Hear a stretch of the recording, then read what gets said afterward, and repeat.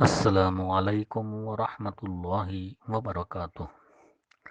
سیرت النبی صلی اللہ علیہ وسلم کا جو سلسلہ چل رہا تھا اس کا اگلا حصہ پیش خدمت ہے۔ اس سے پہلے ہم نے پڑھا کہ نبی کریم صلی اللہ علیہ وسلم نے جو دعا کی تھی کہ عمر بن خطاب رضی اللہ عنہ اور ابو جہل بن ہشام میں سے جو شخص اللہ تعالیٰ کے نزدیک زیادہ محبوب ہے اسے اسلام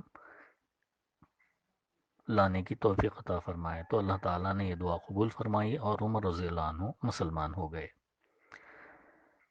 اب اس کے آگے عمر رضی اللہ عنہ کے اسلام لانے سے متعلق جملہ روایات پر مجموعی نظر ڈالنے سے واضح ہوتا ہے کہ ان کے دل میں اسلام رفتہ رفتہ جاگزیں ہوا۔ مناسب معلوم ہوتا ہے کہ ان روایات کا خلاصہ پیش کرنے سے پہلے عمر رضی اللہ عنہ کے مزاج اور احساسات کی طرف بھی مختصراً اشارہ کر دیا جائے۔ عمر رضی اللہ عنہ اپنی تند مزاجی اور سخت خوئی کے لیے مشہور تھے۔ مسلمانوں نے طویل عرصے تک ان کے ہاتھوں طرح طرح کی سختیاں جھیلی تھیں۔ ایسا معلوم ہوتا ہے کہ ان میں متضاد قسم کے جذبات باہم دست و گریباں تھے۔ چنانچہ ایک طرف تو وہ آبا و اجداد کی ایجاد کردہ رسموں کا بڑا احترام کرتے تھے اور بلا نوشی اور لہو و لعب کے دلدادہ تھے، لیکن دوسری طرف وہ ایمان و عقیدے کی راہ میں مسلمانوں کی پختگی اور مصائب کے سلسلے میں ان کی قوت برداشت کو خوشگوار حیرت و پسندیدگی کی نگاہ سے دیکھتے تھے۔ پھر ان کے اندر کسی بھی عقلمند آدمی کی طرح شکوک و شبہات کا ایک سلسلہ تھا جو رہ رہ کر ابھرا کرتا تھا کہ اسلام جس بات کی دعوت دے رہا ہے غالباً وہی زیادہ برتر اور پاکیزہ ہے۔ اسی لیے ان کی کیفیت کبھی ادھر کبھی ادھر کی سی تھی کہ ابھی بھڑکے اور ابھی ڈھیلے پڑ گئے۔ عمر رضی اللہ عنہ کے اسلام لانے کے متعلق تمام روایات کا خلاصہ ما جمع و تطبیق یہ ہے کہ ایک دفعہ انہیں گھر سے باہر رات گزارنی پڑی۔ وہ حرم شریف تشریف لائے اور خانہ کعبہ کے پردے میں گھس گئے۔ اس وقت نبی کریم صلی اللہ علیہ وسلم نماز پڑھ رہے تھے اور سورہ الحاقہ کی تلاوت فرما رہے تھے۔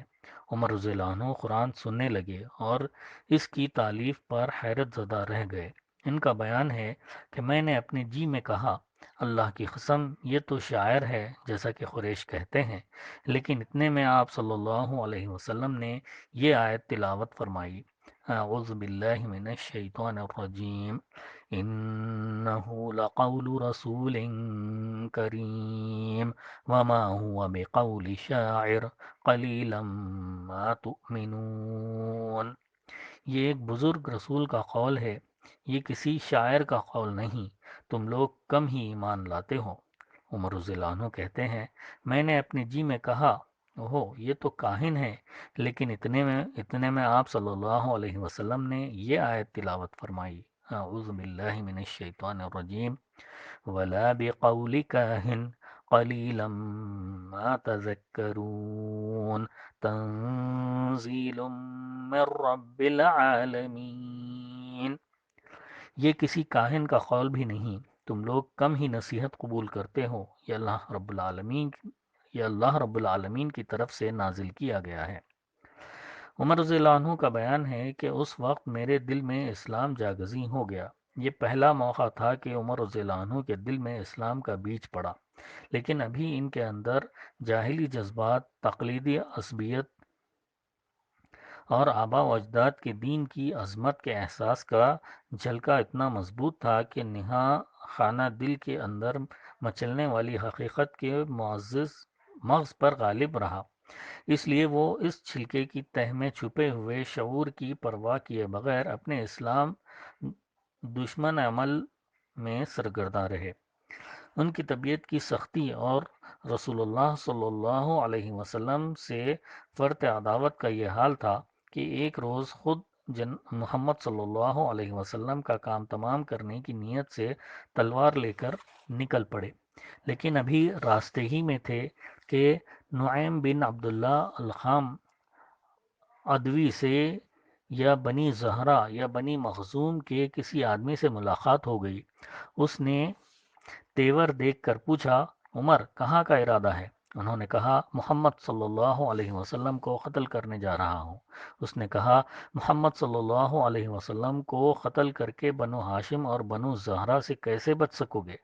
عمر رضی اللہ عنہ نے کہا، معلوم ہوتا ہے تم بھی اپنا پچھلا دین چھوڑ کر بے دین ہو چکے ہو۔ اس نے کہا، عمر ایک عجیب بات نہ بتا دوں؟ تمہاری بہن اور بہنوئی بھی تمہارا دین چھوڑ کر بے دین ہو چکے ہیں۔ یہ سن کر عمر رضی اللہ عنہ غصے سے بے قابو ہو گئے اور سیدھے بہن بہنوئی کا رخ کیا۔ وہاں انہیں خباب رضی اللہ عنہ بن عرت سورہ طٰہٰ پر مشتمل ایک صحیفہ پڑھا رہے تھے، اور قرآن پڑھانے کے لیے وہاں آنا جانا خباب رضی اللہ عنہ کا معمول تھا۔ جب خباب رضی اللہ عنہ نے عمر رضی اللہ عنہ کی آہٹ سنی تو گھر کے اندر چھپ گئے۔ ادھر عمر رضی اللہ عنہ کی بہن فاطمہ نے صحیفہ چھپا دیا، لیکن عمر رضی اللہ عنہ گھر کے قریب پہنچ کر خباب رضی اللہ عنہ کی قرأت سن چکے تھے۔ چنانچہ پوچھا کہ یہ کیسی دھیمی دھیمی سی آواز تھی جو تم لوگوں کے پاس میں نے سنی تھی؟ انہوں نے کہا، کچھ بھی نہیں، بس ہم آپس میں باتیں کر رہے تھے۔ عمر رضی اللہ عنہ نے کہا، غالباً تم دونوں بے دین ہو چکے ہو۔ بہنوئی نے کہا، اچھا عمر یہ بتاؤ، اگر حق تمہارے دین کے بجائے کسی اور دین میں ہو تو؟ عمر رضی اللہ عنہ کا اتنا سننا تھا کہ اپنے بہنوئی پر چڑھ بیٹھے اور انہیں بری طرح کچل دیا۔ ان کی بہن نے لپک کر انہیں اپنے شوہر سے الگ کیا تو بہن کو ایسا چانٹا مارا کہ چہرہ خون آلود ہو گیا۔ ابن اسحاق کی روایت ہے کہ ان کے سر میں چوٹ آئی۔ بہن نے جوش غضب میں کہا، عمر اگر تیرے دین کے بجائے دوسرا ہی دین برحق ہو تو اشہد ان لا الہ الا اللہ و اشہد ان محمد رسول اللہ، میں شہادت دیتی ہوں کہ اللہ تعالیٰ کے سوا کوئی لائق عبادت نہیں، اور میں شہادت دیتی ہوں کہ محمد صلی اللہ علیہ وسلم اللہ کے رسول ہیں۔ یہ سن کر عمر رضی اللہ عنہ پر مایوسی کے بادل چھا گئے، اور انہیں اپنے بہن کے چہرے پر خون دیکھ کر شرم و ندامت بھی محسوس ہوئی۔ کہنے لگے، اچھا یہ کتاب جو تمہارے پاس ہے ذرا مجھے بھی پڑھ کر دو، سناؤ۔ بہن نے کہا، تم ناپاک ہو، اس کتاب کو صرف پاک لوگ ہی چھو سکتے ہیں، اٹھو غسل کرو۔ عمر رضی اللہ عنہ نے اٹھ کر غسل کیا، پھر کتاب لی اور بسم اللہ الرحمن الرحیم پڑھی۔ کہنے لگے، یہ تو بڑے پاکیزہ نام ہے۔ اس کے بعد سورہ طٰہٰ سے اعوذ باللہ من الشیطان الرجیم، اننی انا اللہ لا الہ الا انا فاعبدنی واقم الصلاۃ لذکری تک قرأت کی۔ کہنے لگے، یہ تو بڑا عمدہ اور بڑا محترم کلام ہے، مجھے محمد صلی اللہ علیہ وسلم کا پتہ بتاؤ۔ خباب رضی اللہ عنہ عمر رضی اللہ عنہ کے یہ فقرے سن کر اندر سے باہر آ گئے۔ کہنے لگے، عمر خوش ہو جاؤ، عمر خوش ہو جاؤ، مجھے امید ہے کہ رسول اللہ صلی اللہ علیہ وسلم نے جمعرات کی رات تمہارے متعلق جو دعا کی تھی کہ اے اللہ عمر رضی اللہ عنہ بن خطاب یا ابو جہل بن ہشام کے ذریعے اسلام کو قوت پہنچائیے، یہ وہی ہے۔ اور اس وقت رسول اللہ صلی اللہ علیہ وسلم کوہ صفا کے پاس والے مکان میں تشریف فرما ہے۔ یہ سن کر عمر رضی اللہ عنہ نے اپنی تلوار حمائل کی اور اس کے گھر کے پاس آ کر دروازے پر دستک دی۔ ایک آدمی نے اٹھ کر دروازے کی دراز سے جھانکا تو دیکھا کہ عمر تلوار حمائل کیے موجود ہیں۔ لپک کر رسول اللہ صلی اللہ علیہ وسلم کو اطلاع دی، اور سارے لوگ سمٹ کر یکجا ہو گئے۔ عمر رضی اللہ عنہ نے پوچھا، کیا بات ہے؟ لوگوں نے کہا، عمر ہے۔ حمزہ رضی اللہ عنہ نے کہا، بس عمر ہے، دروازہ کھول دو۔ اگر وہ خیر کی نیت سے آیا ہے تو اسے ہم خیر عطا کریں گے، اور اگر کوئی برا ارادہ لے کر آیا ہے تو ہم اسی کے تلوار سے اس کا کام تمام کر دیں گے۔ ادھر رسول اللہ صلی اللہ علیہ وسلم اندر تشریف فرما تھے۔ آپ صلی اللہ علیہ وسلم پر وحی نازل ہو رہی تھی۔ وحی نازل ہو چکی تو عمر رضی اللہ عنہ کے پاس تشریف لائے۔ بیٹھک میں ان سے ملاقات ہوئی۔ آپ صلی اللہ علیہ وسلم نے ان کے کپڑے اور تلوار کا پرتلا سمیٹ کر پکڑا اور سختی سے جھٹکتے ہوئے فرمایا، عمر کیا تم اس وقت تک باز نہیں آؤ گے جب تک کہ اللہ تعالیٰ تم پر بھی ویسی ہی ذلت و رسوائی اور ابنتناک سزا نازل نہ فرما دے جیسی ولید بن مغیرہ پر نازل ہو چکی ہے۔ یا اللہ یہ عمر بن خطاب ہے، یا اللہ اسلام کو عمر بن خطاب کے ذریعے قوت و عزت عطا فرمائیے۔ آپ صلی اللہ علیہ وسلم کے اس ارشاد کے بعد عمر رضی اللہ عنہ نے حلقہ بگوش اسلام ہوتے ہوئے کہا، اشہد ان لا الہ الا اللہ و انک رسول اللہ، میں گواہی دیتا ہوں کہ یقیناً اللہ تعالیٰ کے سوا کوئی لائق عبادت نہیں اور یقیناً آپ اللہ کے رسول ہیں۔ یہ سن کر گھر کے اندر موجود صحابہ کرام رضی اللہ عنہم نے اس زور سے تکبیر کہی کہ مسجد حرام والوں تک سنائی پڑی۔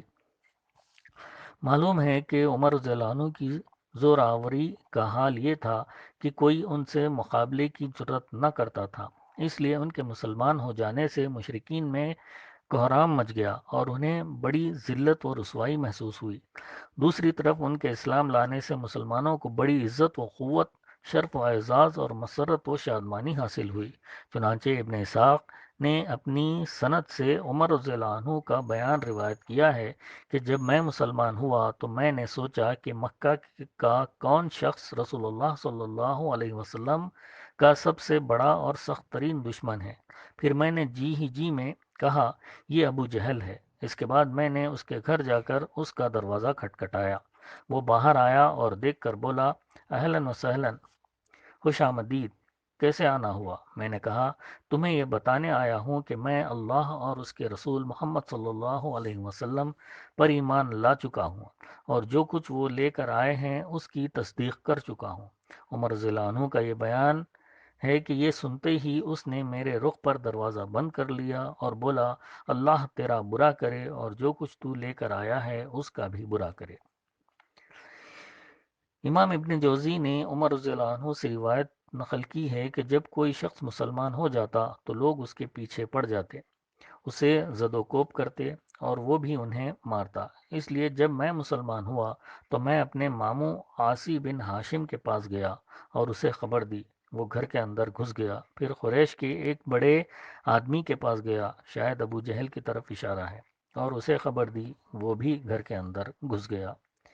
ابن ہشام اور ابن جوزی کا بیان ہے کہ جب عمر رضی اللہ عنہ مسلمان ہوئے تو جمیل بن معمر جہمی کے پاس گئے۔ یہ شخص کسی بات کا ڈھول پیٹنے میں پورے قریش کے اندر سب سے زیادہ ممتاز تھا۔ عمر رضی اللہ عنہ نے اسے بتایا کہ وہ مسلمان ہو گئے ہیں۔ اس نے سنتے ہی نہایت بلند آواز سے چیخ کر کہا کہ خطاب کا بیٹا بے دین ہو گیا ہے۔ عمر رضی اللہ عنہ اس کے پیچھے ہی تھے، بولے یہ جھوٹ کہتا ہے، میں مسلمان ہو گیا ہوں۔ بہرحال لوگ عمر رضی اللہ عنہ پر ٹوٹ پڑے اور مار پیٹ شروع کر دی۔ لوگ عمر رضی اللہ عنہ کو مار رہے تھے اور عمر رضی اللہ عنہ لوگوں کو مار رہے تھے، یہاں تک کہ سورج سر پر آ گیا۔ عمر رضی اللہ عنہ تھک کر بیٹھ گئے۔ لوگ سر پر سوار تھے۔ عمر رضی اللہ عنہ نے کہا، جو بن پڑے کر لو، اللہ کی قسم اگر ہم لوگ 300 کی تعداد میں ہوتے تو پھر مکہ میں یا تو تم ہی رہتے یا ہم ہی رہتے۔ انشاءاللہ تعالی اس کے بعد اگلی نشست میں بیان کیا جائے گا۔